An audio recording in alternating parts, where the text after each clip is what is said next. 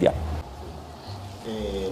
Bueno, todo eso que acabamos de decir sobre Ucrania requiere que además le añadamos el hecho de que es una zona, digamos, no solo limítrofe con Rusia y que por eso Rusia, ¿verdad?, se considera amenazada por la presencia de los norteamericanos o de la OTAN allí, ¿no?, sino también porque ellos tienen muy claro, los rusos tienen muy, sobre todo Putin, que ese es el proyecto de los házaros, o sea, de recuperar su territorio, porque ellos le tienen jurada la venganza, por un lado a Estados Unidos y por otro lado a Rusia, porque ambos fueron, digamos, sus vencedores en algún minuto. O sea, fue gracias a la influencia rusa que no pudieron terminar de engañar a las autoridades norteamericanas, a pesar de que sí fundaron la Reserva Federal y todo lo demás. Y fue gracias, por otro lado, a la intervención rusa que ellos fueron desplazados. Entonces, ellos tienen ahí un rencor multisecular de muchos siglos. Pero adicionalmente, hay que recordar también que en esa zona, como decíamos, se está afectando los derechos de gente que es rusa, porque en Ucrania, en la frontera, viven rusos, son rusófilos y son rusófonos. O sea, aman Rusia. Cuando se hacen encuestas, cuando se hacen, por ejemplo, plebiscitos o consultas ciudadanas, ellos en un 90% se manifiestan en favor de anexarse a Rusia o ponerse bajo su protección.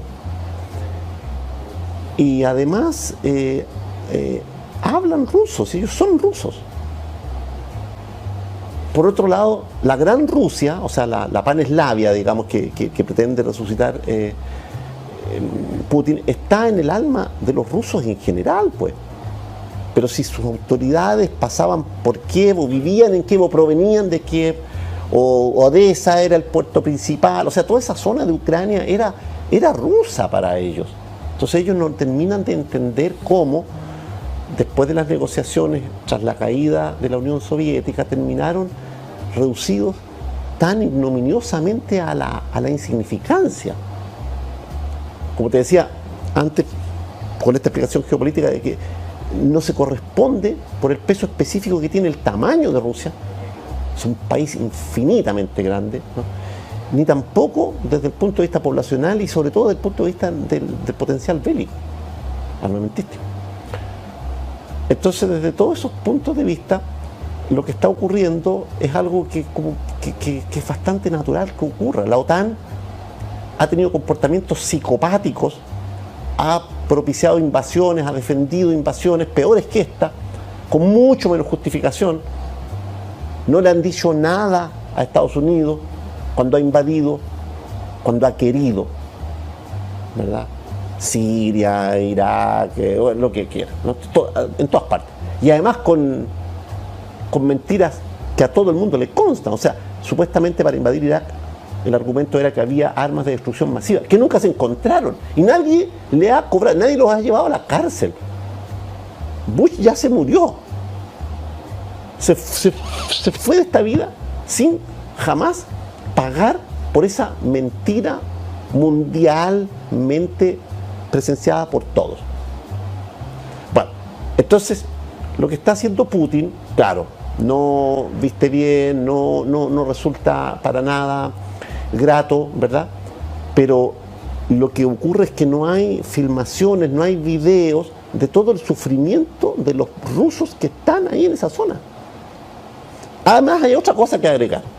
Mira tú, autoridades de la misma ONU, ni más ni menos que el secretario general, hace como 5 días atrás, emitió una declaración enigmática, sorprendente, y que no la han hecho circular en ningún gran medio.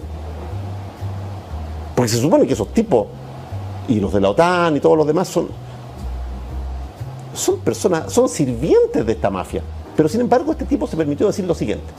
Les quiero recordar que desde el 25 de diciembre de 1991 Ucrania no ha ratificado ni modificado sus fronteras. Bueno, resulta que hay en el derecho internacional, sobre todo en casos como estos de naciones así nacientes,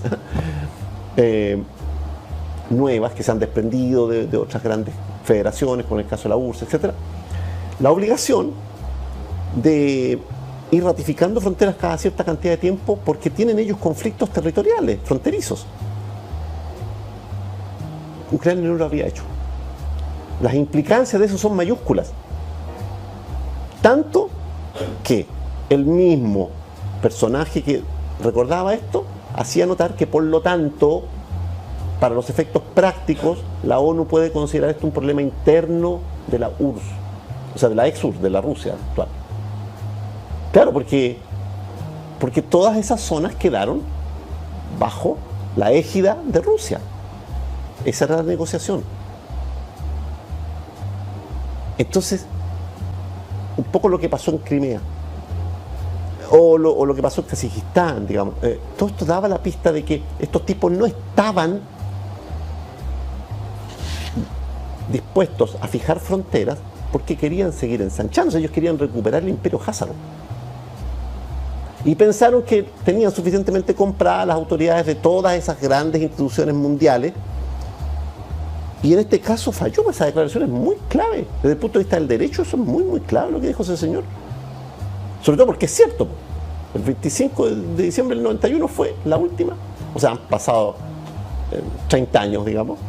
Y no ha habido ninguna modificación de sus fronteras. Entonces quiere decir que están en la situación previa, cuando estaban bajo la égida de los rusos, cuando eran todavía una especie como de provincia. O sea, es casi el equivalente a los países bálticos, digamos, ¿ah? Que cobraron autonomía después, digamos, con mucha dificultad por lo menos, y injusticia. Bueno, entonces, todo esto se suma, ¿te fijas? Entonces la situación la solventan ellos con narrativas, con esos videos, y conste que yo no soy una persona que haya lamentado la caída de la Unión Soviética. O sea, lo que quiero decir, en la línea de lo que tú le advertías al público, es que aquí hay que disponerse a abrir el mate, a abrir la cabeza. Basta de ser borrego de un discurso que se ha instalado, que está lleno de falacias, que teje la información, la contrainformación y la desinformación de modo tan confuso que resulta indiscernible cuál es la verdad. Este es el imperio de la posverdad. Y entonces, como mínimo, nosotros debemos cuestionarnos. ¿Estaré entendiendo todo lo que...? Tú decías algo antes, lo conversábamos en el momento del recreito ese que tuvimos, y decías que, claro, que te llamaba la atención, cosa que a mí también me ocurre, que gente inteligente, bien informada, que yo esté teniendo una visión tan elemental de estas complejidades geopolíticas, mundiales. Sí, curiosamente estos son los mismos personajes que manejan las agendas políticas de cada país. Esos son los mismos personajes que están intentando que se eliminen las clases de historia. Son los mismos. Son los mismos personajes que tienen plata suficiente para contratar un ejército de historiadores que reescriban la historia del imperio házaro, por ejemplo.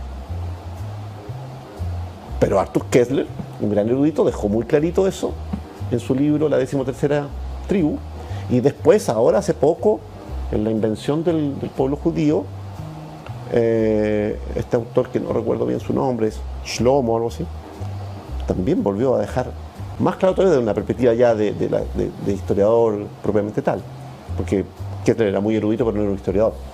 Entonces, aquí hay muchas más cosas que averiguar, que pensar, y conste que yo soy un admirador de los judíos que han sido víctimas de este engaño.